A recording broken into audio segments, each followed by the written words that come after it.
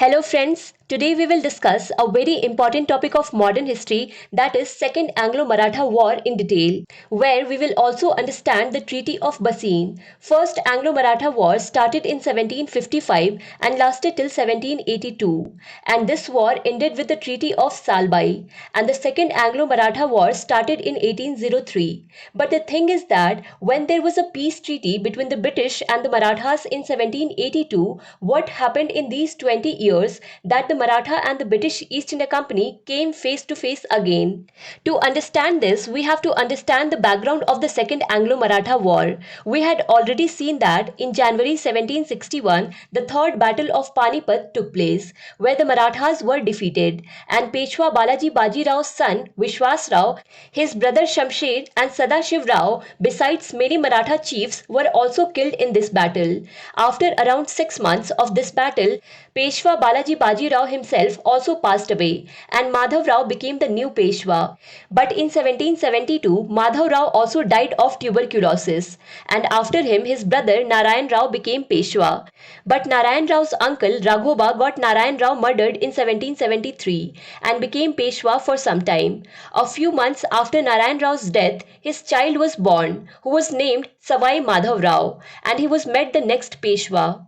Savai Madhav Rao was just 40 days old when he became Peshwa, but in the year 1795, when he turned 21, he committed suicide by jumping from the high wall of Saniwar Wada. Savai Madhav Rao, that is Madhav Rao too, had no children. And on the other side, Raghoba was now living on pension, but he had three sons, Baji Rao II, Chimaji Rao II, and Amrit Rao. Amrit Rao was adopted by him. So now in these circumstances, Baji Rao II became the next Peshwa. When Baji Rao II became Peshwa, at that time Nana Fadnavis, who had met Savai Madhav Rao Peshwa, was working on the post of Chief Minister under Baji Rao II. Peshwa Baji Rao II was a weak leader, but Nana Fadnavis was handling the Maratha Empire and Maratha Confederacy with his own understanding. But in the year 1800, Nana Fadnavis also died, and after his death, there was no one left to handle Maratha Confederacy. The chiefs of the Maratha Confederacy started fighting for supremacy among themselves. The status of the Peshwa was now the same as that of a Maratha chief. The most powerful chiefs in those days were Jaswant Rao Holkar of Indore and Daulat Rao Scindia of Gwalior. There used to be a mutual conflicts between Holkar and Scindia, and Peshwa was supporting Scindia in this. Jaswant Rao Holkar had started his campaigns in northern India without the approval of Peshwa to increase his power.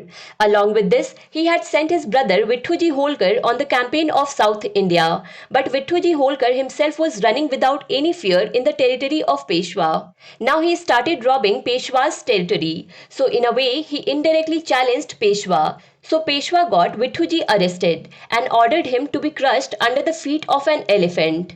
Jaswant Rao Holkar was furious about hearing this news. In 1802, he attacked the combined army of both Scindia and Peshwa. In this attack, Jaswant Rao Holkar defeated the combined forces of Peshwa and Scindia badly at Hadapsar near Pune. Out of fear, Baji Rao too left Pune and went to Bassein. Bassein is the same place we call Vasai in today's date. And here in Pune, Jaswant Rao Holkar made his own man Peshwa, whose name was Vinayak Rao. Now question arises here that Jaswant Rao himself could have become Peshwa. Yes, he could have become, but the fear was that all the Maratha chiefs would unite and attack him, because they would not like that the person with them had become Peshwa. That's why what Jaswant Rao Holkar did, that he chose such a person from Peshwa's family who would be under his control. But now the question is that who is this Vinayak Rao? So basically, Vinayak Rao was the son of Amrit Rao and nephew of Baji Rao II. And here Baji Rao II wanted to become Peshwa again, and for this he sought help from the British East India Company. Baji Rao II had to become Peshwa again in any case, and the British East India Company was looking for this opportunity. And the agreement between the two was called the Treaty of Bassein, which took place in 1802. According to the terms of this treaty, Baji Rao II had to give Surat to the British East India Company. The Maratha people who used to demand chauth from the Nizam, that is 1/4 of the revenue share, had to be stopped. Nizam had already signed a subsidiary alliance with the British East India Company. Now, because the Nizam was under the protection of the British East India Company, that's why the Nizam was also benefited from this treaty. In return, the British East India Company was giving 6,000 troops to Bajirao II. These troops were supposed to help Bajirao II to become Peshwa again. But even after becoming Peshwa, Bajirao II had to keep these troops with him, and Bajirao too had to bear all their expenses. This used to be one of the conditions of the subsidiary alliance. Apart from this, Bajirao too had to give territory up to 26 lakh rupees to the British East India Company. The next condition of the Treaty of Bassein was that henceforth all the foreign policies of the Maratha would be controlled by the British East India Company, and people from the countries with which the Britishers were at war could not be appointed to any position in the Maratha Empire. They cannot be employed. The Treaty of Bassein of 1802 had taken a strong step towards the disintegration of the Maratha Empire. It was basically a subsidiary alliance treaty, which Maratha Peshwa Bajirao II had done with the British East India Company. So Bassein's treaty was done, and its implementation had also started. In 1803, Bajirao II was met Peshwa again. Bajirao II became Peshwa on 13th May 1803 under the protection of British East India Company. But now it was not the earlier Peshwai.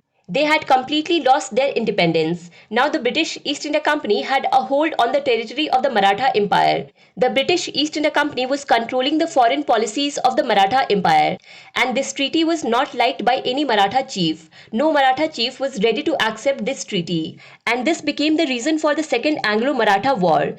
Scindia and Bhosle tried to defeat the British East India Company and get the Peshwa out of the trap of this treaty, but their attempt was unsuccessful. The British East India Company once again played a trick to separate the Maratha from each other. They signed separate peace treaties with all the Marathas.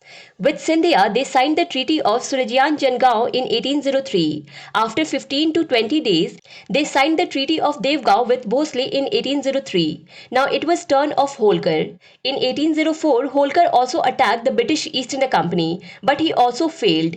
This battle lasted till 1805, and in 1805, they were also defeated, and in 1806 the British East India Company signed the Treaty of Rajpur Ghat with them. Thus by 1805 the Second Anglo-Maratha War was completely over. But after this war, the Maratha Empire was completely disintegrated and was trapped in the clutches of the British East India Company. To understand Indian history and Indian polity in detail, do follow Bookstawa playlist. Link is given in the description box. Thank you for watching Bookstawa.